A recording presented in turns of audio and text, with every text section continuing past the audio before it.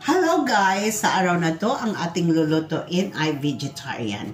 Magluluto ako ng puso or banana hearts or puso ng saging.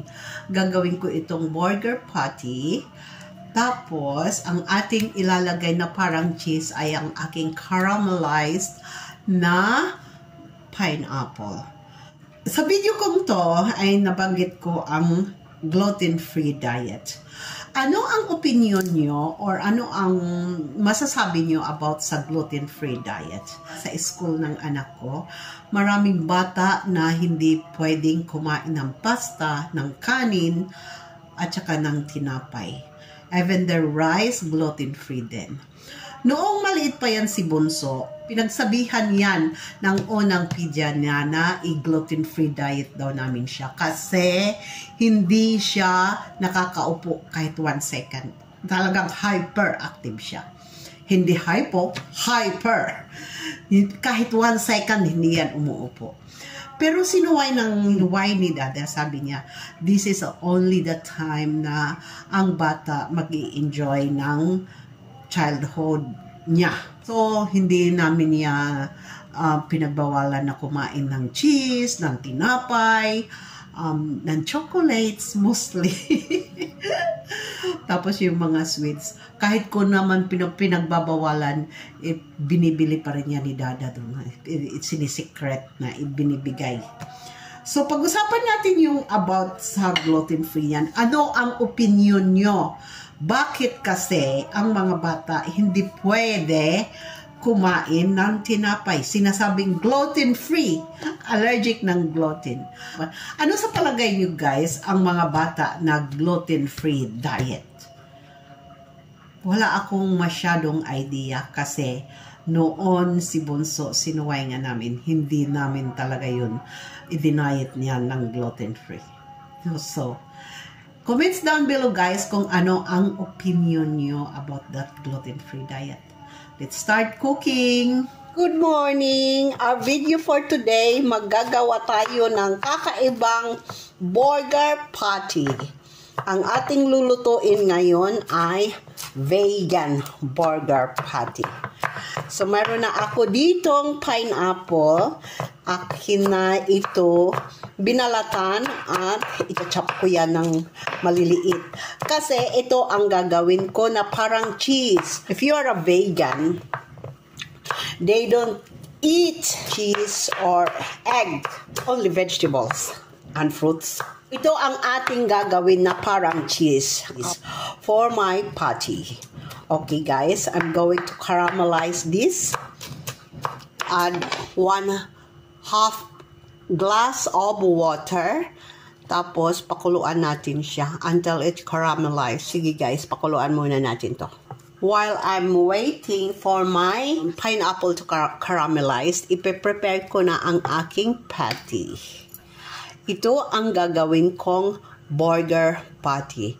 This is the heart of the banana. Not your heart. I'm going to take off the outside part until I reach white part or the clean part. Hanggang sa loob-loob na. So, ganun niya guys. I think this is enough. Like this. Then, so, I'm going to use the soft part only of the heart of the banana. Yung outside part, hindi na natin yan isasali. Ilalagay ko kaagad ito sa water na may asin para hindi siya gaanong umitim. Ayan guys, nilagay ko na to sa water na may asin. Now, I'm going to wash this and put in the blender. Lalagay ko na siya sa blender. Nilagyan ko siya ng rock salt, sibuyas or shallot, garlic ang ilalagay ko. Ayan na guys, ibinalik ko na ang aking banana heart na aking blender. So, kung nadamihan nyo yung iyong tubig na inilagay doon sa pag-blender, you can drain or salaan para maalis yung tubig. But if not, ganito lang, okay lang yon, because I'm going to put a little bit of flour. Ayan guys, nilagyan ko ng about 3 tablespoons of flour, all-purpose flour. Hindi ko dinamihan because it's only one banana heart. Tapos, lagyan ko na ng Parmesan cheese, mga 2 tablespoons. Pagka meron kayong Parmesan cheese. If not, okay lang yon. Lagyan nyo ng shredded cheddar cheese. Kung wala naman, it's okay lang din. Pwede nyo rin lagyan yan ng egg. Pero kasi nagagawa tayo ng vegan na burger patty, i-skip natin lagyan ng egg. Pero kung hindi naman kayo vegan or vegetarian, you can put egg.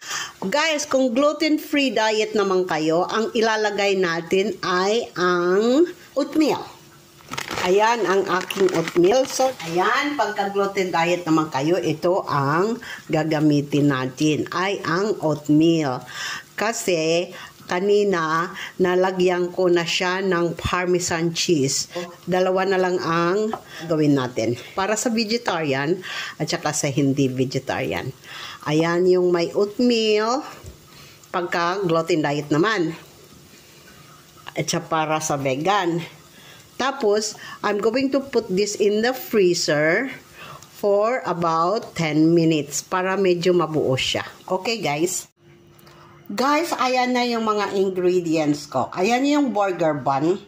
Itong burger bun is not vegetarian kasi mayroon itong egg. Pero ito, this is no egg na sliced bread. Ito, wala itong egg. Kaya ito lagi ang binibili ko for Jack. Pero wala akong gluten-free na bread. Pagka gusto nyo ng gluten-free, mayroon yan na bibili. Tapos, meron akong cheese. Itong cheese ay ilalagay ko yan doon sa non-vegetarian.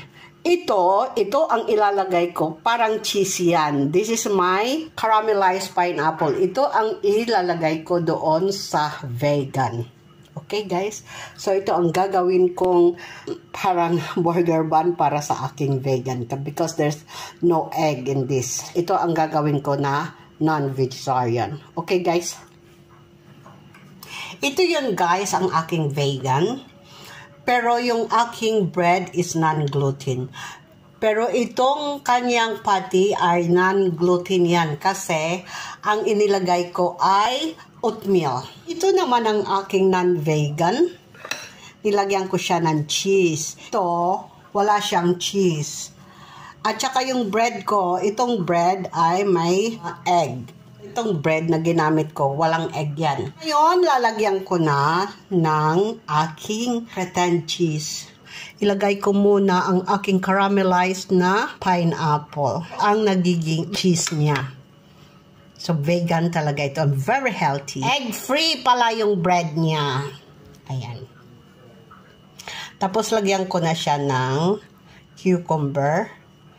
Tapos, tatanungin ko ito ang kakain kung ano ang lasa. So, ayan na.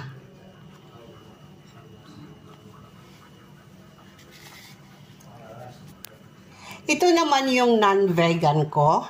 Mayroon na ako yan dyan, tomatoes. Ito yung burger patty ko. And then, ang aking cheese. Hindi ko siya nilagyan ng egg, guys. Gusto ko malaman ang taste ng vegetarian patty niya na banana heart. Okay, guys? Ito na yon. Ayan na, guys. Tapos na ang aking vegetarian burger patty. Ito naman ang aking vegetarian, gluten-free na burger patty. So, vegetarian na, gluten-free pa. Okay, guys? Kain na sila.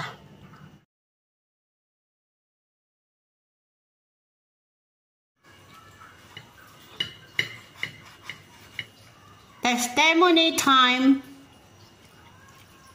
I want you to eat the patty. May I see the patty? This is with cheese, egg, vegetarian burger patty, banana heart burger patty. How is it? It's good. It's not meat. So how do you taste it? Wait, what meat is? And what kind of meat is it? It's not. It's a banana heart. Banana heart. Yeah. How does it taste? It's kind of good.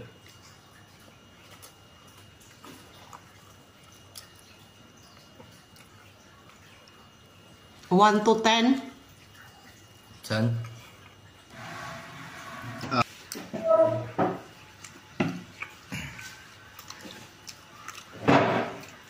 Nagluto na ako kanina ng para sa mga bread. Tapos, sabi ng anak ko, gusto daw niya to, ulaman ng kanin. Kasi gusto raw niya malaman kung ano ang lasa pagka inulaman ng kanin. Ayan guys, naghawa ako at nilagyan ko ng kanin at matus. Tingnan ko kung ano ang lasa niya pagka kinainan ng kanin. Sabi nga niya, masarap daw ang sa burger. We don't really eat red meat. Pagka inaano lang, ginagawang soup lang. So, ang kinakain ni Dada is only soup and vegetables, not the meat. Ako din, hindi din gaano. Pagka umuwi ako, kumakain talaga ako.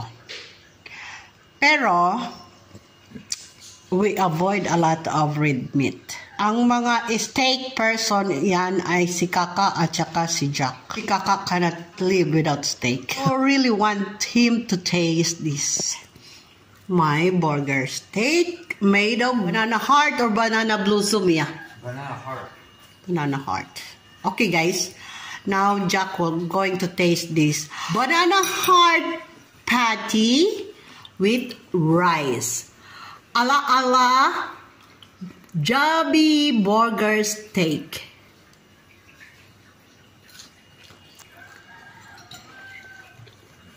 How does it taste?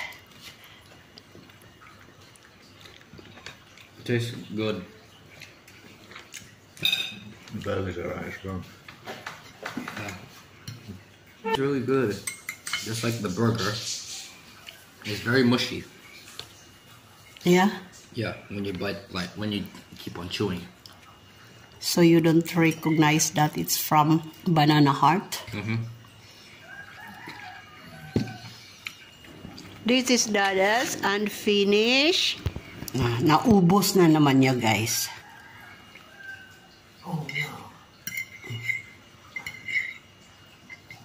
Yung kay Dada, 0. Ito kay Jack is, this is second batch. The first is from burger with egg. This one is burger pad.